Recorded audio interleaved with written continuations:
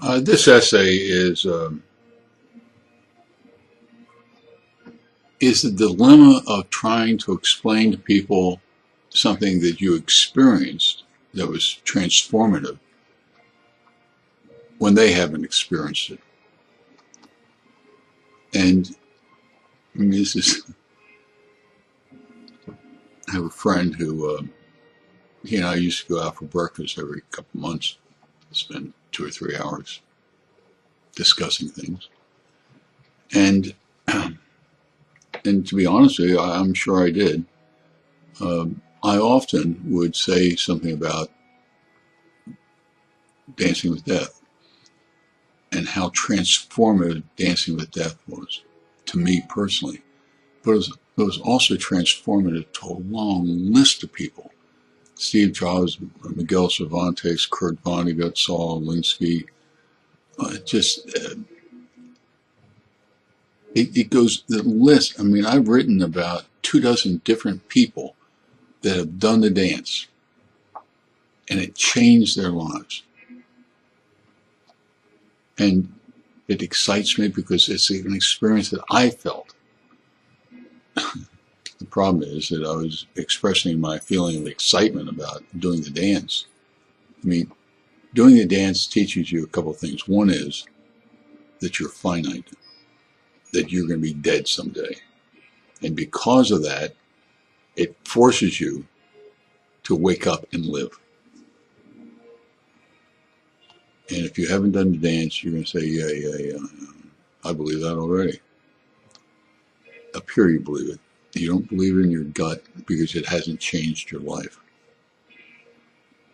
It didn't change my life until I realized after doing the Dance with Death, and actually it was 10 years ago, almost exactly 10 years ago. I had a subdural hematoma, traumatic brain injury, and prostate cancer that had gotten outside the prostate, and I had to go back for radiation and hormone therapy. All those have been solved and resolved, but once I realized, having done the dance, that once I realized that listening to Randy Pausch's last lecture, which is go to the articles index page, click on that. On the right-hand side or critical issues, scroll down, you see Randy Pausch, click on Randy Pausch and watch that video. So this guy just asked me to just talk about anything in the world you want to talk about, but just don't go into Dancing with Death. So I didn't, and I hadn't. He moved away. A couple of years later, he moved, or he didn't move back, he just came back to visit, and he called me and said, you want to have lunch or breakfast? And I said, sure. And I went there and I remembered my pledge to him, I would never mention doing the dance again. So we talked for an hour or so, and then he stopped me and said, I wanted to tell you something. And he told me about his experience with Dancing with Death. And to be absolutely honest with you, I was so overwhelmed by his excitement and his enthusiasm and the drive that he had to express himself that I don't recall all the details of his dance. He does, and it's changed his life.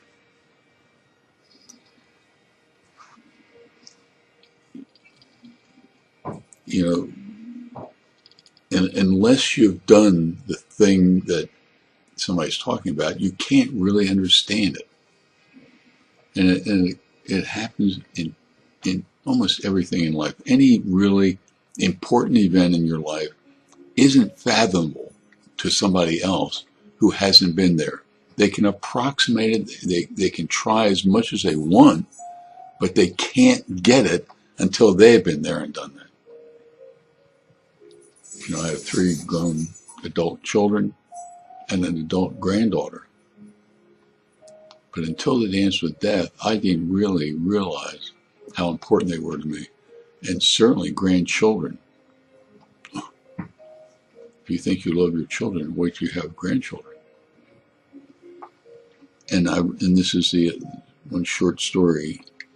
And I've written about this numerous times. 4 years ago, I was in Burma, which now is called Myanmar. And in a couple of days, I'll be winging my way from Chicago to Yangon. And we'll be there, leave here on the 15th and move back first week in January.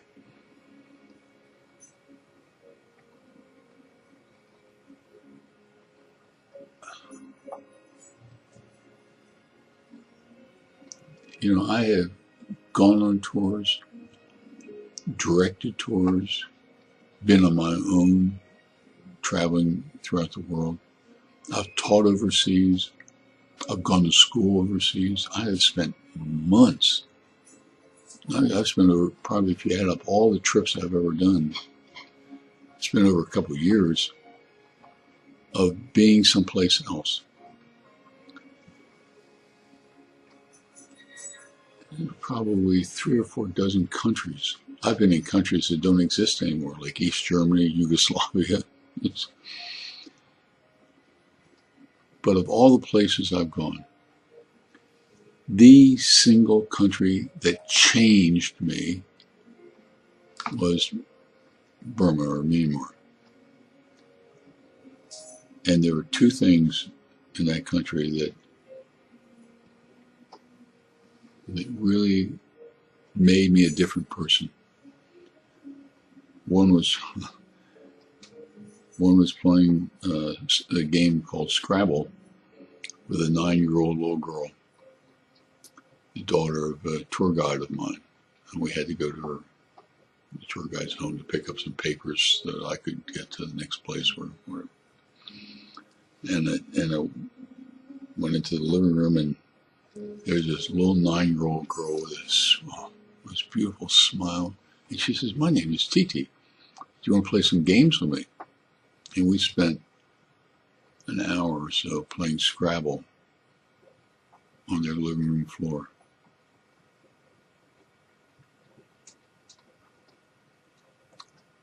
I'm not even going to try to tell you how different, when I left there, how different I felt. And, you know, just go to the toolbar at the top of the page and write in TI space TI. You don't have the time to read all the essays I've written about her. The other transformative thing that took place when I was in Myanmar was being invited by Min Kun An, who is, well, I consider Bobby Kennedy of the protest movement in Burma. And he invited me to a protest rally on their Independence Day at Shulibagota, where on 8888, which is August 8th, 1988, Aung San Suu Kyi spoke at a protest rally, and the military dictatorship came in, and they didn't like the protest rally, and so they went out and shot. The numbers vary from a couple hundred to a couple thousand people, just because the military dictatorship didn't want them to be protesting. I went to that rally, which was almost 30 years later, and my mind drifted. I mean, I don't know any Burmese. I can't speak a word in Burmese. So all I did during the rally was look around and look at the people. And the only thing I could hear in my head, the only single thing I could hear in my head wasn't the Burmese protests, the protesters I had lunch with before we got to the rally, speaking whatever they were speaking about. All that I could hear was Joan Baez singing, "We Shall Overcome." And my mind drifted from Yangon to the United States, back to Yangon and back to the United States, and remembering back in the 60s, in the Civil Rights Movement. Those are transformative moments. And so this essay is about how difficult it is for me to write about things when I'm trying to express excitement about something or interest in something, and the person who's reading it hasn't been there, hasn't done that, hasn't experienced that. And I guess that's one of the reasons for these videos, is that these videos, it's not just the word written in a document, but you can see it in my face. You can hear it in my voice. You can hear it or see it in my expressions. And